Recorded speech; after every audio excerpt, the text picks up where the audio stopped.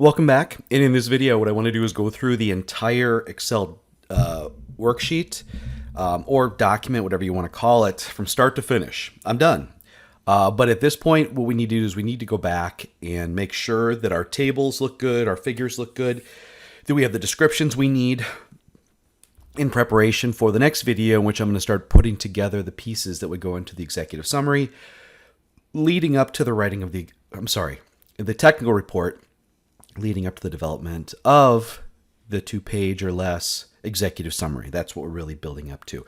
As you can see on the screen here, I've got the first info tab, and I've added some stuff to it. It's important that you kind of get an idea or attempt to understand what type of work occurs in this industry, that the data set is based on a 2020 account premium of about 2.9 million. The mod is 1.22. What does that mean? It means they're paying 22% above what is considered, the base amount, the amount calculated by the state's credit rating bureau. And based on 3 years, which were 2018, 2019, and 2020, they were, determined to be above that what was expected by 22%, which is why they're paying more. Unfortunately, we have very limited data here. We do not have, 2016, 2017, 2018. So we can't really model what occurred in 18 and half of 19, because we start halfway through 19 into 20. This is calendar years, by the way. So we only have 1 year. So my presumption is, because of the numbers we have, even though they're in fiscal year, I believe that they had some pretty rough years previous to this year. And that's why they're paying so much now. If we were to figure out what their base is, we just take the 2.9 million divided by 1.22. That comes to about 2.38 million. Still really high, right? But that is what is calculated based on the sum of all of the individual class code rates multiplied by the payroll. So, and that's why I got this down here, is I wanted to see, what has happened over the years. And for 9040, which was our number one focus, we know that now. We didn't know this back when I did this, but it went from 5.46 up to 5.69 down to 508. So there's some fluctuation there, up and down, which is interestingly enough. Didn't we see some spikes in 2020, at least on our fiscal year stuff? Yep. So 833 was our second one that we focused on. We really focused on these two, and went from 91 cents to 89 cents to 86 cents. So the big one is the 9040. And I would assume, since we're at, at least 2.4 or 2.38 million for the base, that this is probably one of their larger sets of employees. So therefore, the payroll is probably higher. That would bring it up. The other highest one is 7380. There's only two there. Odds are the one with the most count is probably the one that has the biggest number, or the largest number of employees, followed by number 2. So these two probably together really create a substantial amount of the base premium that is calculated. So that is multiplied by 1.22, we get the 1.29. One thing you want to keep in mind, and this is something that Jim Jones had brought up in his presentation, that rule of thumb is that there's about a 60% risk ratio. And what that means is, when they write a premium, when they figure out what is the expected, and I guess I should go up here and kind of show you. So hopefully you found this equation in one of the manuals under the WCRB. But this actual versus expected is really sort of what I use when I model, what experiences to the determined EMR. And it's not perfect because there's all these other factors that go into it. So computer does the calculation that they expect. The expected is usually about 60% of what the annual premium is, the base premium. With an annual base premium of 2.378 million, 60% of that is about 1.4 million. So the question is, were we seeing, an annual amount of benefits paid of 1.4 million? The answer is no, we're not. At least not in the fiscal year 1920 21 that we use for our trending, and the amounts seem to be trending down, though the number of claims seem to be going up. Now that is a contribution, a little bit, but it tends to be more how much is actually being paid, is going out, that they use it in order to determine what these are. So I would assume, based on what we're seeing here and based on what we calculated, that this EMR is going to be coming down. I would actually expect it to get below 1, if not in 2023, by 2024. So the company is already going to, I would say they should expect their annual premiums to go down. But that doesn't mean we stop where we are. We want to determine how what kind of data they have, how the safety program seems to be performing, though it's a very limited view. It'd be nice if we had like 7 or 8 years worth, back to 2015. We don't have that. You work with what you have, and you just try to make sense of it. The data isn't attempting to trick us or lie. But we were able to look this stuff up, and some of you may have looked up the Bureau of Labor Statistics for the NAICS code 623110, and found that there was a spike in 2020 due to the pandemic, and that in this industry, they required to have people stay home when they either tested positive or exposed to it. So those numbers are a bit fraudulent, but those numbers came back down in 2021. Excuse me. Which was just published, I believe, a week or two ago. Which is interesting. We get up-to-date data, up-to-date reports that we can look at. I think that's awesome. That's the way it should be. So that's what we know about the company. They're a nursing care. If you know anything about nursing care industry, it's a majority of their injuries have to do with caring for and handling of patients, and that can also include slip, trips, falls, because these people need help. They're not mobily proficient. That was a really nice way to put it. They need to be lifted and moved out of bed. They need help with bathing and using the toilet, and just basic personal hygiene and feeding. So there's a lot of musculoskeletal injuries, sprains and strains. There's a lot of things related to slip, trip, and fall, which can be contusions and sprains. And then there's also sometimes the residents become combative, depending on what type of unit they have. If you're working on a unit that has people with Alzheimer's or schizophrenia, something like that, they may attack the caregiver, not because they're trying to harm them, but that is how they communicate. They can't communicate effectively. So I did a lot of my research when I was in grad school in this industry, so I'm very familiar with it and the type of injuries they occur. So I had some thoughts on what I might run into. Here's the master. This is what we were given. And it's interesting. What did we do right off the bat? We copied and pasted this, of course. But our data set begins midway through the year in 2019 and goes through, I believe, September or August. September 1st, I think, is what I rounded off to, 2022. So it's right up to date where we are. These are things I didn't really look at, right? The report lag, things like that. It's something that I would look at now that I've completed my analysis. The age and how long they've worked there. Here's length of service. I attempted for you location number, and it seemed to have a high correlation with jurisdiction state. And I analyzed jurisdiction state, and I just didn't like it. And I didn't like it because the Pareto ratio was difficult to achieve. One thing we might want to consider is the type claim, now that we've done the analysis. Type claim is got 3 entries: medical, incident, and indemnity. And I want you to think about it from the perspective of the Heinrich severity pyramid, which I don't like. I like to turn it on its side and turn it into a distribution. That there should be a lot more incident than medical. There should be a lot more medical than indemnity. And the thing is, when we're working with work comp data, we are really working with the top of the triangle, or the most severe of things. It's not like work comp is going to have many near misses or observe things that could have gone wrong. It's primarily the report was started because an incident occurred, and most likely the people were going to receive some sort of medical treatment.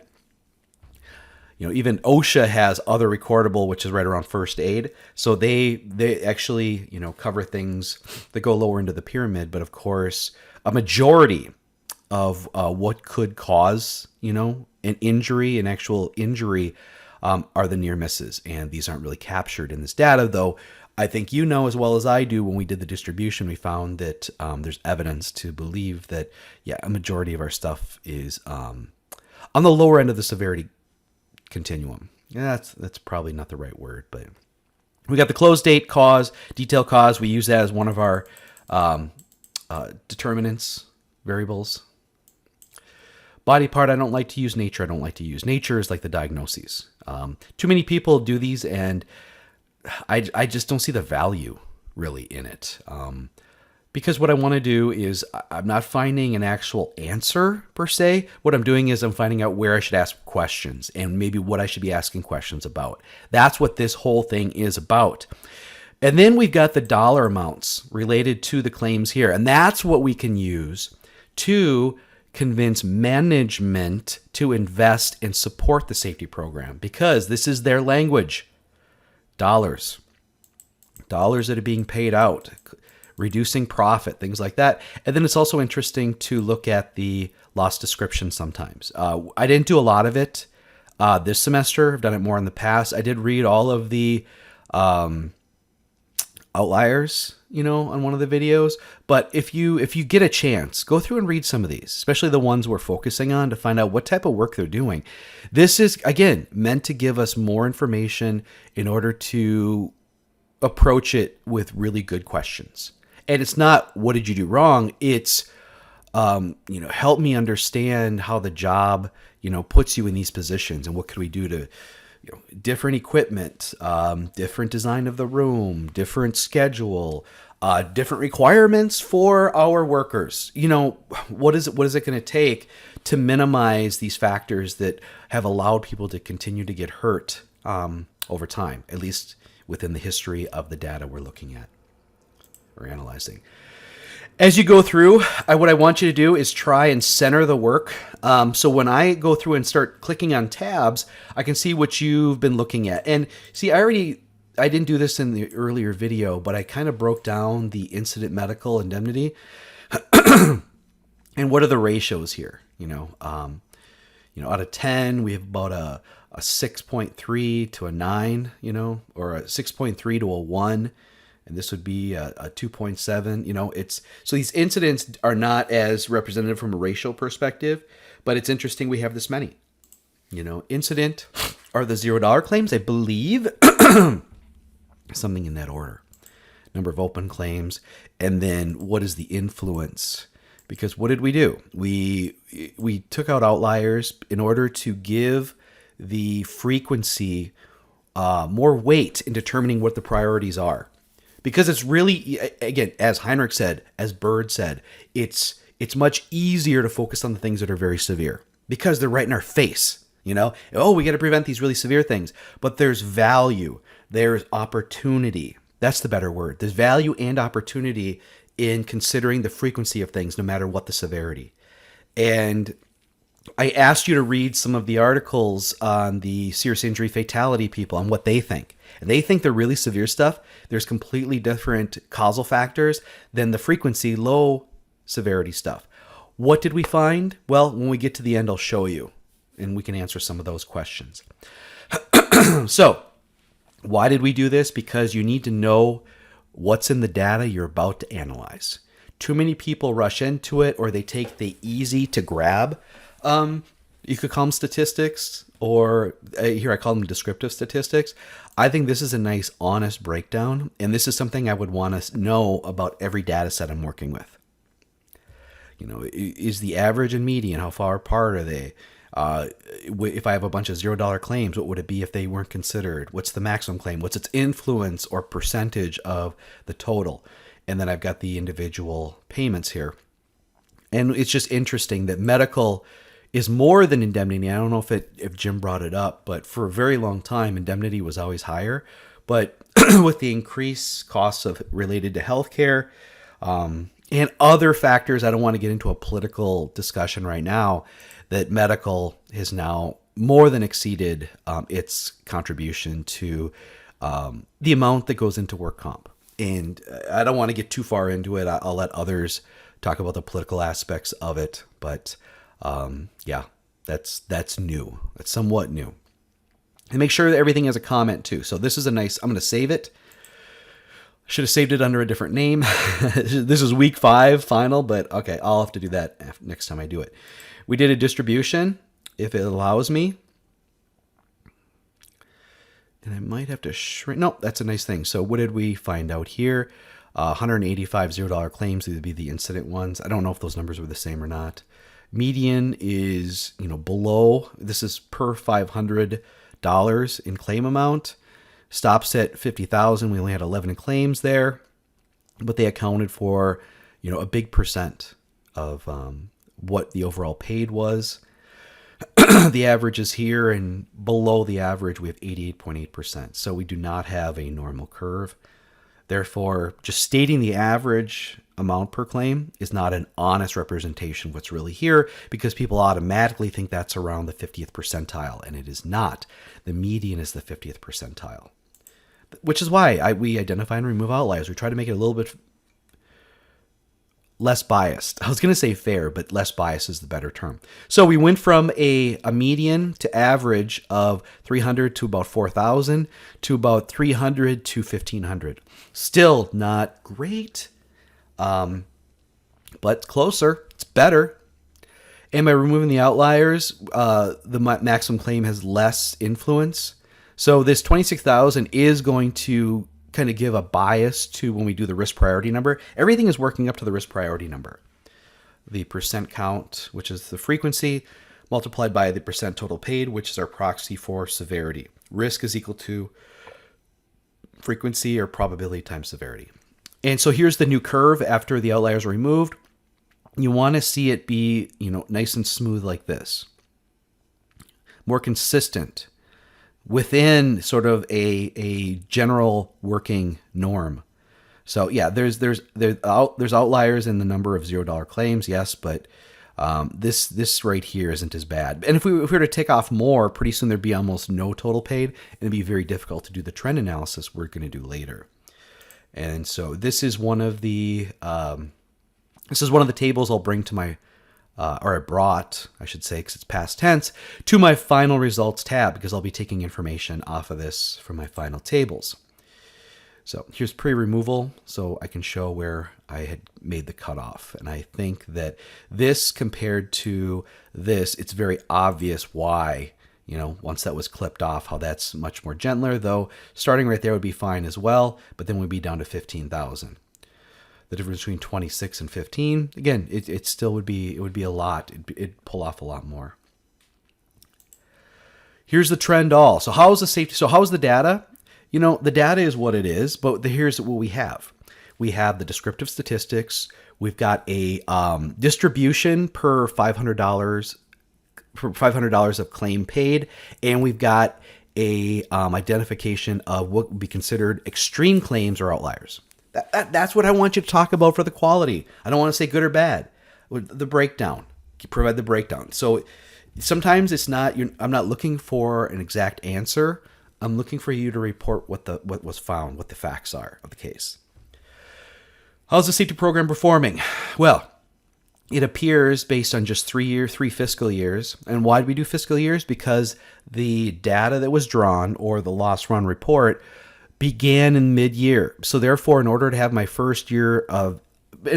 full year to start off, I created the fiscal year. That's why I did it. And we got 3 full fiscal years. Though in the third, we've got three times the number of open claims. And also in the very partial year of fiscal year 2022, almost 40% of the claims are open, which means we shouldn't use it in our trending. Not at all. This point on the scatter plot is going to increase because open claims are going to increase in benefits paid. They're not closed yet, but we'll do the best we can.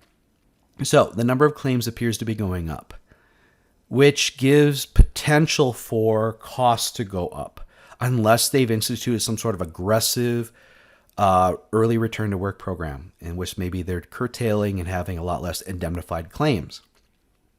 It does appear that things are going down, but we only have 3 points. That is a weakness. And this point is going to come up. And for every, $10,000, this point comes up, this will start to level. And as you can see, the medical appears to be very leveled too. So how's the program performing? Are we going to say good or bad? We're going to say, well, the number of claims appears to be increasing.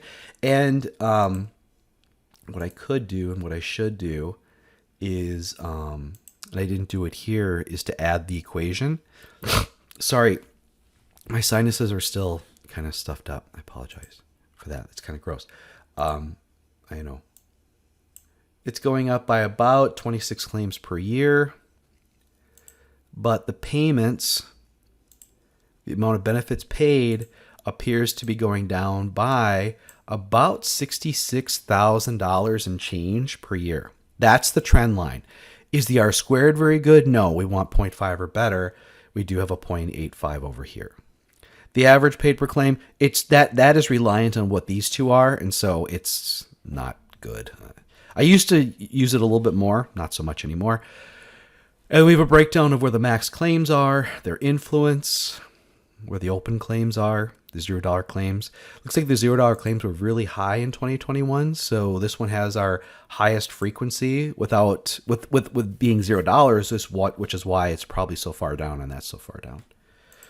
We took out the outliers, we ran it again, and I think that we need to bring up the slope because it's something we can talk about.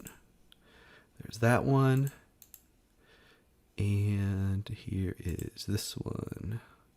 Going down about 44,000 with the outliers removed. Still going up 26 claims per year. That's how the safety program's performing. Again, I think they had to have instituted something to reduce costs. And the best way to do that is through a good return to work program or whatever they had done. Something is working. And so I see positive from a cost perspective, but the number of claims per year, that I hold the belief that the severity of an injury is based on inches and seconds. And so maybe, they've been kind of lucky, but who knows?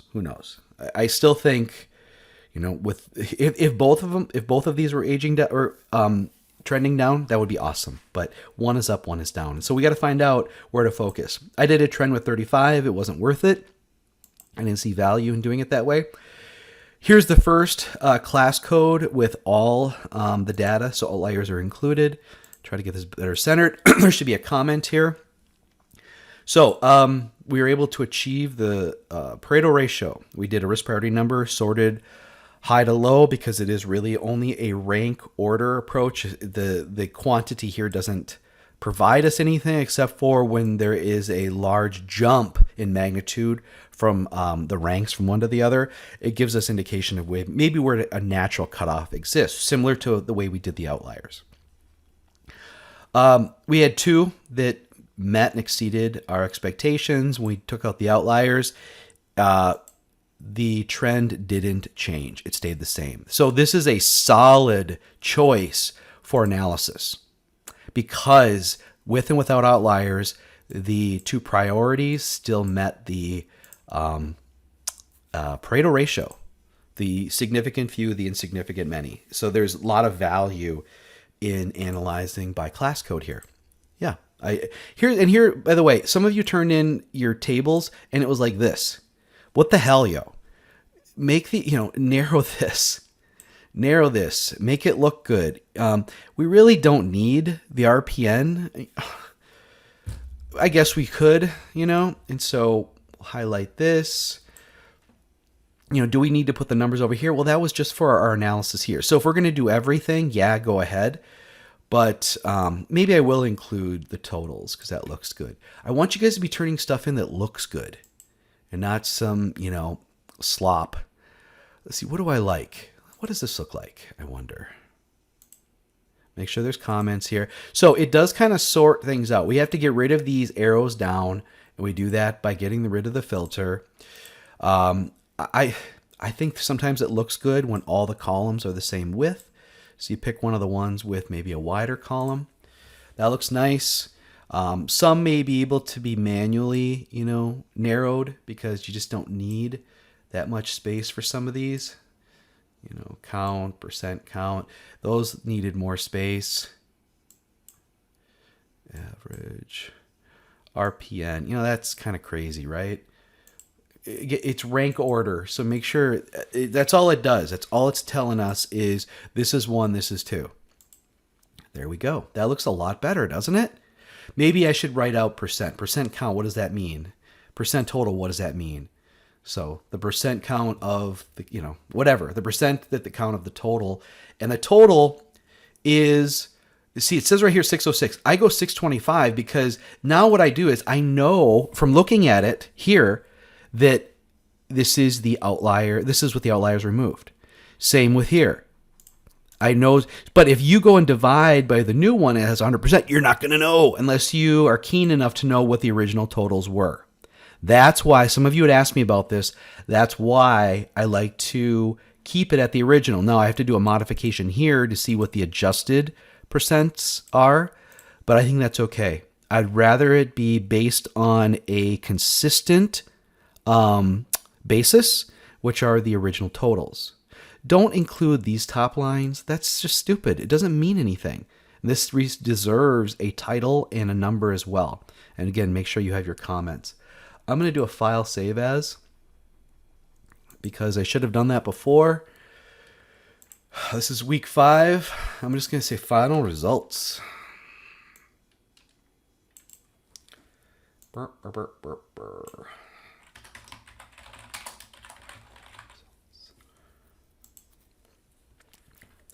I should speed this up a little, shouldn't I? I really should. As soon as it's done saving. Any guess what this is up to now? You guys may not find this interesting, but we started, I think it was like 125 kilobytes. I'm now at basically 5 megabytes. So there's a lot in here, a lot.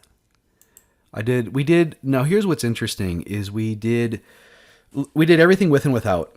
And the way these numbers shift when we do with and without. I don't know why I keep burping. I drank coffee this morning and it's making me feel horrible. Here's jurisdiction before and after. And I think it's good to show both and make sure you guys are handling the width of these things before you're attempting to copy and paste it. Okay. This is the time to housekeep. It's in the assignment this week. Do some housekeeping. This isn't too bad though. 1 becomes 2, 4 becomes 1. It's kind of crazy. I looked into it. There's no outliers in the Nevada, which is why I went from 4 to 1.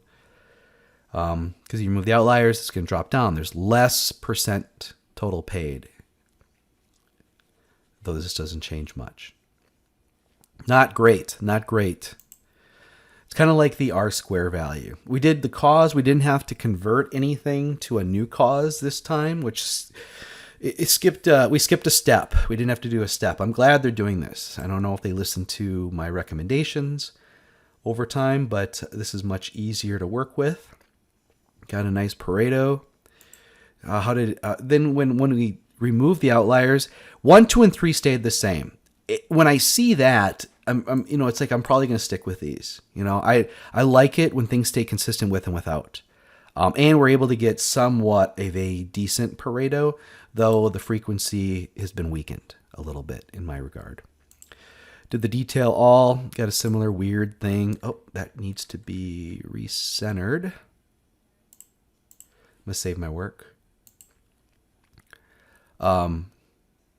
Yeah. So, this is the location all, that's why. So here's the detail before and after. We'd set it at 9. What did I say it was before? What the heck? Detail all. Oh, detail all. Now I'm getting into my breakdowns. That's what's going on here. So I looked at locations. I didn't like what I was seeing. I did jurisdiction, didn't like what I was seeing. You guys didn't have to do that. I did it for you, and I just kind of explained pre-analysis why it wasn't going to be good, and it totally lived up to its shitty representation. So before it was 9, now it's 14 after. Did these line up? Well, yeah, for the top 4. But is the top 4 anywhere down here? No, it's not. We need to go a lot further, and things get kind of weird.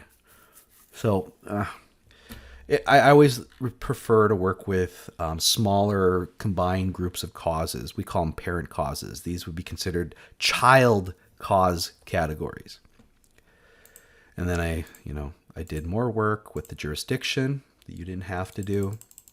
Did I find some things? I found some stuff, but it wasn't as clear cut and easier to recommend and justify as the class codes. So we did something different this semester than previous semesters. We did the trending both with and without outliers. Typically I only do it without, but because there was such a stark difference between the two, I wanted to report them all. And now after I've done it, this is going to become the new norm for this project. And that is a comparison, a table, which has 3 fiscal years of the table annual averages for all these categories, and then the figure estimates for count and total paid. Now, I was going to add the total claims. I didn't do it. Maybe it's something I'll add in the future. If you want to add it, great. I think it's nice to see, that here, but it's about a third always, isn't it? Doesn't help us too much. And then we've got this table separate. This could have been added on. Again, I spent over a day last week trying to figure this out. It took a lot of work. And then also the new results tables that add that too. So 2 full days.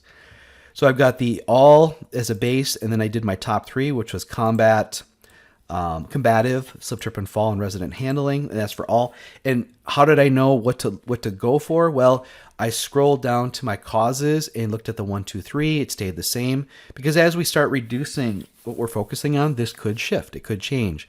It didn't really do that as much with this. So these were my results where I was comparing the two. Okay, I want to be able to see that. What could I do to improve that? That's better. Make sure you're identifying what's going on here. That'll help. Just make things a little easier. And I did color coding as well. It helped me kind of spot what's going on. I'm going to save my work as soon as everything's kind of centered. These things are a little bit crazy because when I was copying and pasting, oops. And as you can see, I updated titles. I'm trying to make it better because I'm going to want to report this stuff in my technical report. It's going to seem like a lot, but overall, it's more of an honest reporting. I colored that so you see where things are coming from. But when I turn this into a good looking table that I'm going to use in my report, it's going to look better. I'm going to save my work. So again, housekeeping, comments. I should probably create another couple rows in order to do the trending of with and without outliers and the amounts. So the slope of the lines. And then I got into my 904Os. 90410. Oh, it's 90210, sorry. All right. And so this is my 9040 class code resident patient handling. And so the justifications, let's go through that real quick because some of you might be like, how did you get that? I take everything into account. I want this to be conservative. I would really like to use with the outliers removed and then refer to what was removed. But now what we can do is compare the with and the without outliers and where everything ends up. So in this case, the with outliers was trending up. They're saying in 2023 there's going to be 45,000. I should probably also put the R-square value. That might help as well. I just thought of that right now. We're at 9,000 here. It's trending up. They're both going up about 150,000. The annual averages, well, without outliers, it's pretty close to the 9,000. And it's pretty close here. It must be pretty even. It is with a 150 increase. So what I decided to do is go conservative, saying there's 9,000. So we're only asking for 72,000. Again, this is the amount of the estimated loss divided by 1 plus the ROI. Because if I was to change the ROI to say, well, I only want to give you 10%, well, then I could ask for more. That's the way the equation works. And that's why I put the equation in. So if a company, usually they have something, that they aim for. I'm just saying 25%, nice number. That's why. So yeah, that's how I come up with my numbers. What I'm trying to do is provide management, to get them to invest without questioning, like, oh, is it worth it? Hell's yes, it's worth it. I'm asking for very little in order to go and talk to or work with the 8833 class code people on what they're experiencing for combative. I could also now go and I could find out where they primarily work.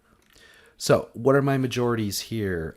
We've got 10 total. 60% of them are in location 1100.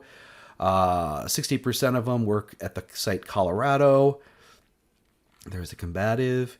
Is there a breakdown here? Struck by, combative, struck by human. That's how the child codes were. And there was one outlier. It was a lot of money, 112,000. And then we can read, while connecting the IV, the patient swung his arm to try and grab the line, forget the person's name, put his hand back to his side, heard a pop in her back. Okay.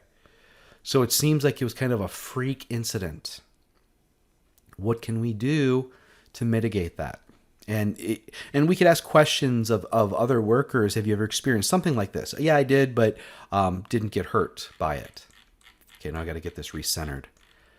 So that's the type of exercise we go through, with management support. Give us some money, we can go study these things. 4883, slip, trip, fall. Likely it's going to be in between one of these, whether it's an annual average or this. This is trending up to 20,000. So 20,000 is probably an option. The reason I went with the lower number is because with outliers in, it's trending down. It trends down to 0, though there's still going to be 14 claims. I went with the lowest at 18.5. I always try to round to the closest 100. There's no reason to be working in dollar because it is an estimate. If anybody here wants to put 20,000 there, I think it's justified.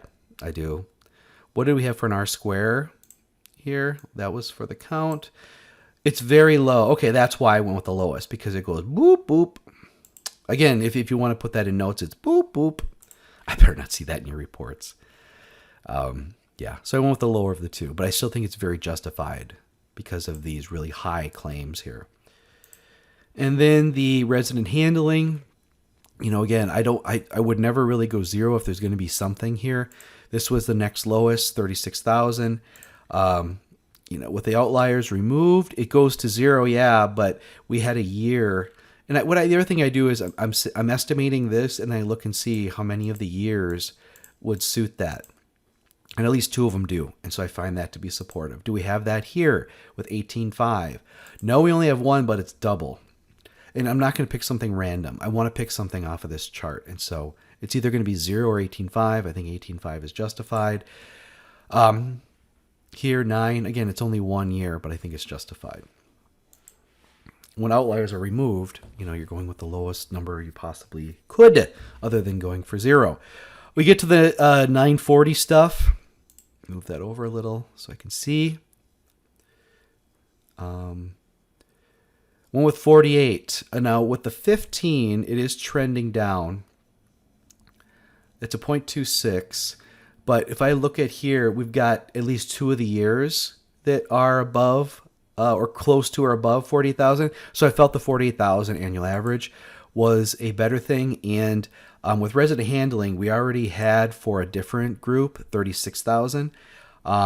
So I'm looking for consistency as well, which is why I went with the 48. For the slip, trip, fall, again, we have a precedence because we had it over here. We went with 18.5 here. What did we end up with here? 21,000. Okay, do you kind of see that there's somewhat of a consistency here? It went with 21. It was here. That's not a good representation, but I look over here and we've got 2 of the years that are 21.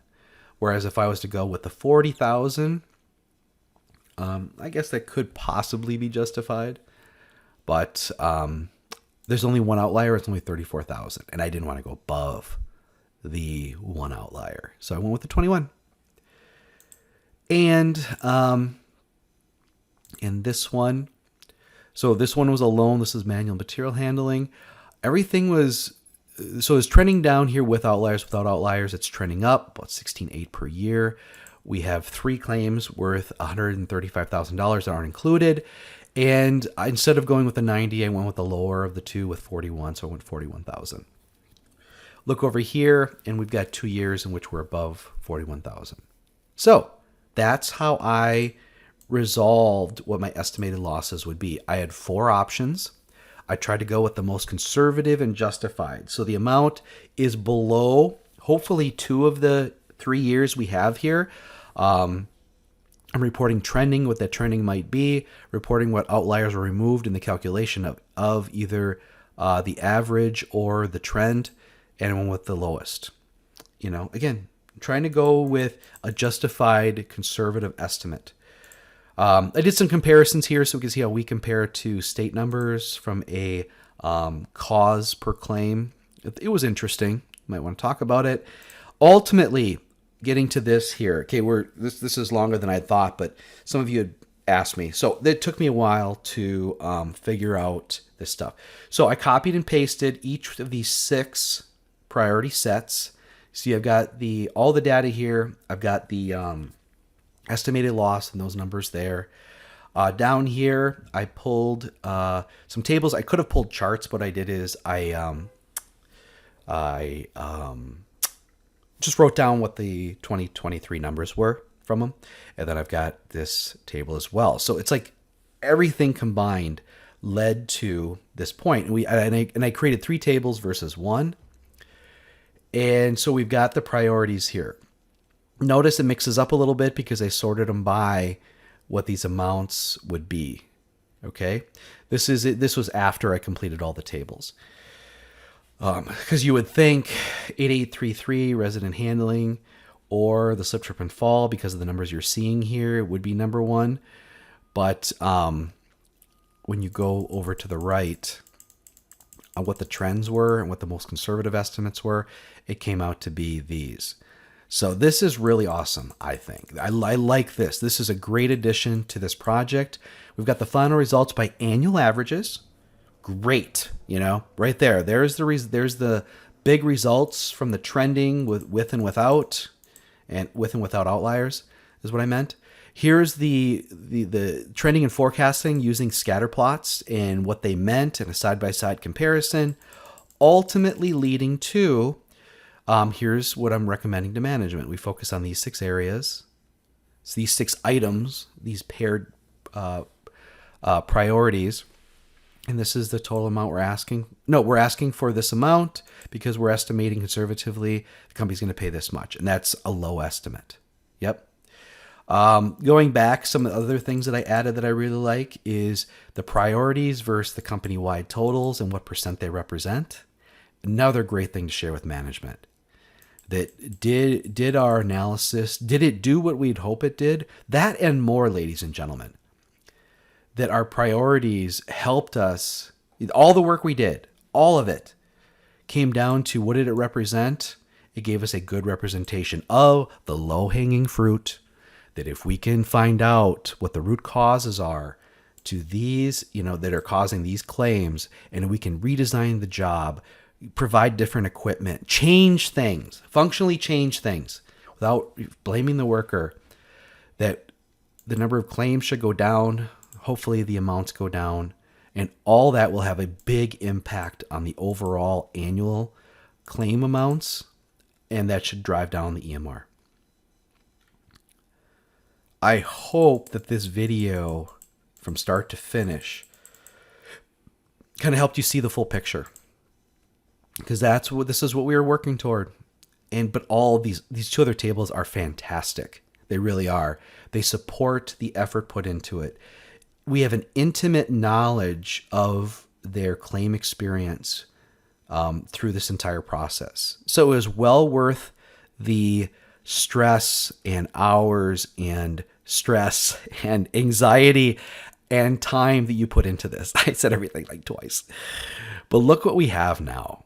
We have, I think, a powerful representation or result in order to get almost $140,000 from management. Can you imagine what we can do with that money?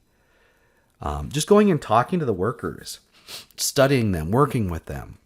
It doesn't cost us but time. But $140,000 could be used for piloting equipment to see how it works, trying new things, different techniques, different room arrangements. It's a lot better than nothing. And if we can show management success, and we should, this is the low-hanging fruit, we won't have to go as detailed as this when we go back and ask for more. Because we've proven we know what we're doing. And what we're doing has benefits. Those benefits can be linked to the money that gets paid out, ultimately affecting, after a few years, the annual premiums, ultimately affecting the company's profit margin. And that's what we're doing. We're speaking the language of management and giving them opportunities and giving us opportunities, get their support to go and work, study, talk to, engage workers and supervisors to really improve the safety program. This is an annual thing. Annually, you don't have to do the full analysis, but you can modify it to find out what happened over this past year. Did it buck the trends? Did it continue with the trends? And through this data-driven, value-driven approach, the program will improve. It has to, because we're doing the right things. That's all I got for this one. The next one, I'm going to go over the report.